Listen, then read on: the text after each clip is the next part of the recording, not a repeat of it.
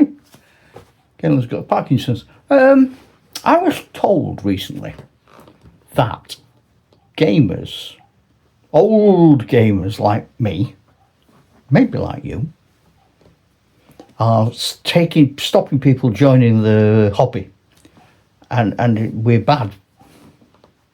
And the reason why we're bad is because we're too good at what we do. Now, I'm not anymore. I used to be good. I used to be quite good at what I did. Now I'm not, because my hands, we all know that. I've got, you know what, Parkinson's. I've got Parkinson's disease. I'm going to be proud of it. You know, when I get really sort of in all like retrospective and all like some Greek philosopher, more people watch.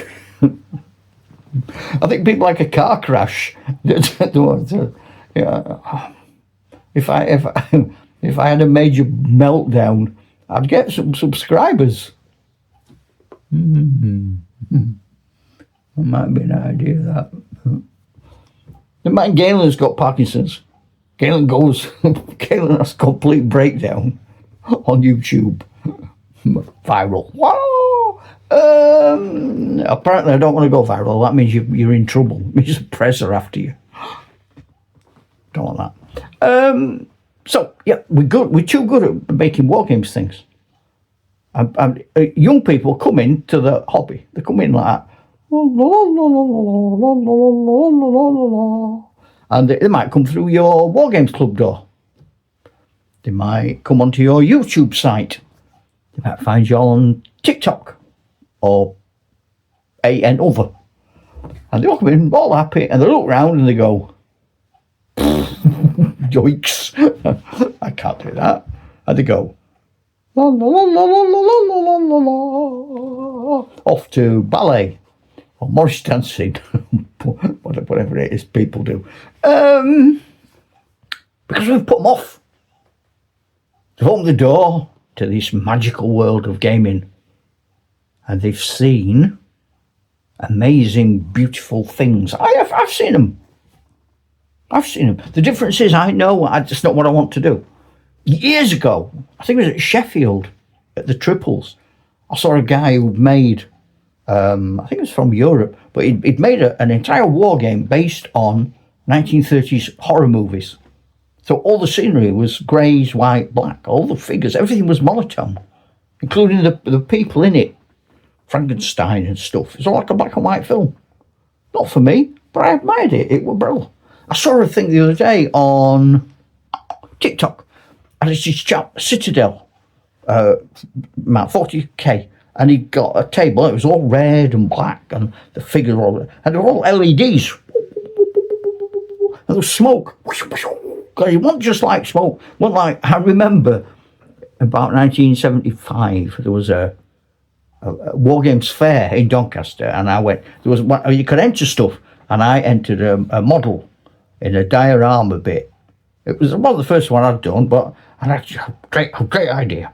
So I got a Messerschmitt, Airfix Messerschmitt, and I made it, painted it nice, and then I broke it, like it being shot down.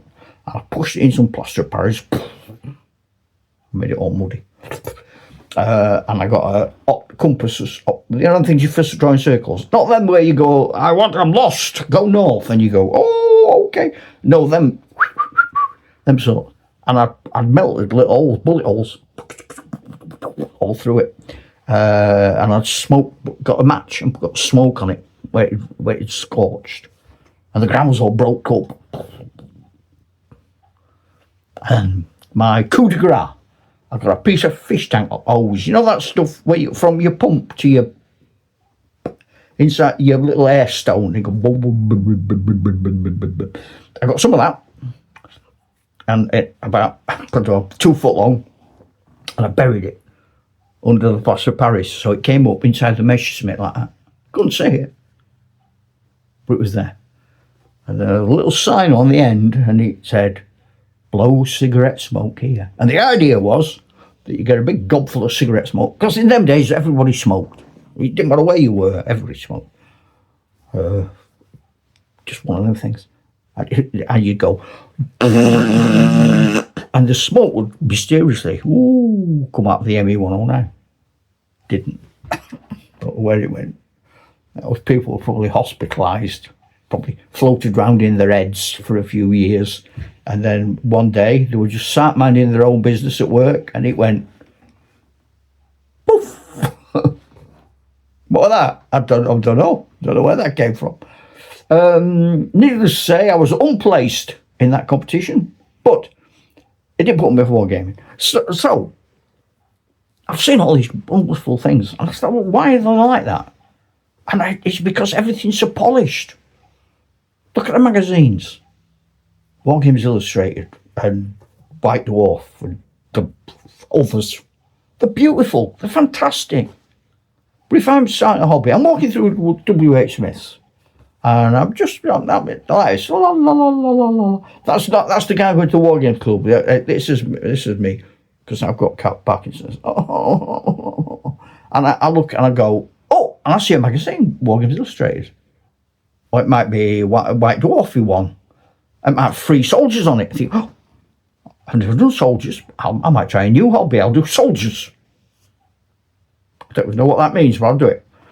You buy the magazine, you think, well, it's not too bad, that. I know the reason, normally they're more expensive, but I get all these 3 soldiers, it's like a special offer. So you take them home, and you have a look, and you think, oh, I've got to paint them so they look like that, have I? And then what are they? They're Swiss mercenaries from the Venetian Wars, 1537. Are they? Okay.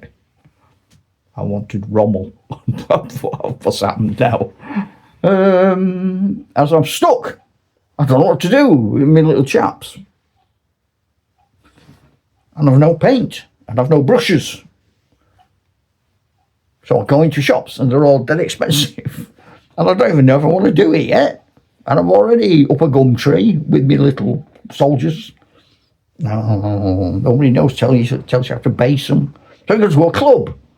You go to a club and everyone's playing proper games and they all know what they're doing. And they're not even looking at the rules because they know them. Back to front, inside out, stood on their heads. And throwing dice everywhere and measuring stuff. And no one tells you why. Why have you done that? We just have to. It's shut up. Saving throws, what are they? Don't matter. Now to shoot him, you've got to throw a D6. What? A D what? Throw a D6, add 4, because you are resting your weapon on a log. -2, because the log's got wood lice. And you've got to add 6, because there's an officer behind and he's shouting at you. And then -8, because the officer's really grumpy, because we did that test earlier. And then take away the number you first thought of, throw 2 average dice, red 1 plus, 1 minus, and subtract and add it all together. Got it? Questions? What's a D6? And they go, I'm not going there again.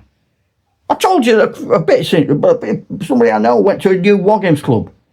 Everyone's playing games like that, and nobody would look at them. He just stood there. And eventually this bloke wearily came over and said, you play Wargames? And luckily he did, and he couldn't give a monkeys. But what if he hadn't been? What if he said, well, no, but I'd like to give it a try. And the answer was, if you don't have somebody to wargame with, you can't just have a game. You've got to bring your own partner. Bring your own pal, your own table, your own figures, your own dice. What a load of nuts. If you're a club doing that, and I make no apologies for this, stop doing it. And then people say, oh, there's not many people, the hobby's dying. Well, yeah, because of people like you misery pants. I'm having a rant, haven't I? I've gone off road. What's happened? Yeah, so that's the argument. And I've seen it on the internet as well. Good scenery stops people playing war games because it puts them off. It's intimidating. When you're learning to read, I was a primary school teacher. I might have mentioned it. When you're learning to read, a kid comes in and they can't read. You You don't give them Metamorphosis. Plato's Republic. Say, they I read that. You give them early books. When I was a kid, it was Nip, Dick and Dora, Nip and Fluff. You couldn't have them now because Dad cut the grass and Mum washed up, and that's bad, very bad. And then there was Janet and John. Don't know much about Janet and John, but then they were all reading. So you work up, and you have to. Now everyone thinks, "Oh, I came in a box. So I came in a box. I want everything in my box. I want a box of stuff." Why? We used to play with whatever we had. I mean, I played games with one figure aside, action men. The Captain Scarlet, the Mysterons. This is the voice of the Mysterons. Fireball XL5, Thunderbirds. I didn't know there were war games. Airfix soldiers. Don't paint them. Go to your local toy shop in the town where you live and buy a box of Airfix soldiers. Big uns, 54mm. Whoppers. Get some you like. Something you can get your teeth into. Not literally. I don't want to come around yours. Like that kid who's sitting next to your school who used to eat all his crayons. Where's your crayons? He's out and miss. Oh, no, not again. Well, you're not having any nice ones now. Or you're getting big chunky crayons. And because you were a naughty boy, and I don't know, I'm not talking about anyone in particular, you'd be on the same table. So you'd have to use the naughty boys, you'd have to use the other people's crayons. You couldn't have the nice crayons with a paper on them. Or you weren't having them. You used to get a big tray full of all the crayons that nobody wanted, pin up people's noses, their ear holes, and other orifices. So I'll put them in there. Galen can have them next week. I don't know what I'm talking about. It's gone. Yeah, so we used to get anything. Cowboys. Toys. I still got my cowboys. They're up there, look. Can you see? Over my head. Timpo. You can still get Epic soldiers. I've seen them. With my eyes. My own very eyes like that. Well. I want a hallucination. They were real. Go to junk shops. Go toy shops. Anywhere. Find some soldiers. Get 2 knights. Britain's knights. Don't have to get expensive ones. Just get 2. And a couple of dice if you want. Or a dice. Or a couple of playing cards. Or a pack of playing cards. Whatever you've got. Make some. I ain't got no cards. Well, I don't test some paper up. Get some toilet paper. Bright numbers on it. I haven't got a pen. Oh, you get on I have a big thick crayon. You get on my nerves now. So, you don't need all that fancy stuff. You don't even have to paint your soldiers. Don't paint them. If you don't want to paint them, don't paint them. I don't care. Scenery. I used to have an upside down. I used to play Subbuteo. So I'd have an upside down Subbuteo cloth. Green. But you could play on a tablecloth. I've done war games on pink tablecloths with pink fluffy trees. Plus my mum had all big fluffy fronds like ferns in a big vase in the 70s. She had to get them quite often because we violated them by pulling them all to bits and shoving them into blue tack and plasticine to make trees. So we had a pink tablecloth. We had silver foil for cooking turkeys in, and we tore it up. That was a river. Big fluffy trees and a load of British paras and German Second World War troops. And then we'd have a battle. I'll tell you what, this is interesting. We had a box. Did anybody else have them? A box of Airfix NATO allied troops. But there wasn't a box of Warsaw Pact troops. Well, there was a box of modern Germans. But there were no modern Germans because it was East Germany and West Germany and they weren't the same thing. I just thought of that then. Yeah. And we scattered rocks from the garden around. And we pinged at them with elastic bands, or we made stuff out of Lego. It weren't fancy, it did put us off. We had a laugh. Every now and again, instead of winging a bit of Lego at your enemies, you build up defence and your enemy had been them. All these little Germans. What about the Germans? Yeah, they're over there behind that Lego. I've seen them. I saw them do it. Or you'd try and hide them with Lego, and then you get another bit of Lego. You'd have regulation Lego, like Geneva Convention. You can't throw them big, massive bases at them. You've got them little 2x2 square ones.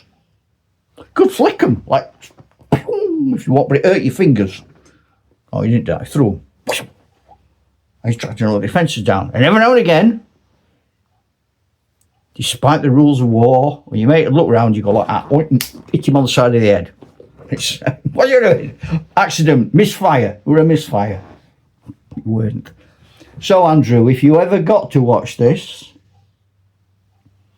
the bit of Lego that hit you on the side of the ear hole in 1973 was not thrown accidentally. Sorry about that. Milk Cotsborough. But I'm sure you got me back in lots of ways. And fair play to you. I would expect nothing less of a fellow Yorkshireman. So you don't need fancy scenery, you don't need fancy soldiers, you don't need fancy nothings. And if you go to anywhere, any club, or ask any gamer to play a game and he puts you off the game, tell me. Because I'll come round, sort you out. Let's pack it in, please. If you are the sort of gamer who is doing that, shame on you. We should be a welcoming community where every level of ability is welcome. Because, to be honest, if we start having hoity-toity rules about who's acceptable in gaming clubs, all the world, or society in general, and I'm going to go right off on one now,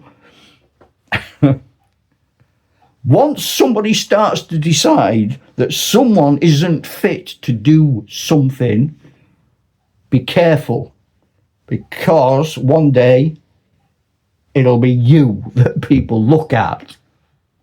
It's like all these people who say they're in the master race.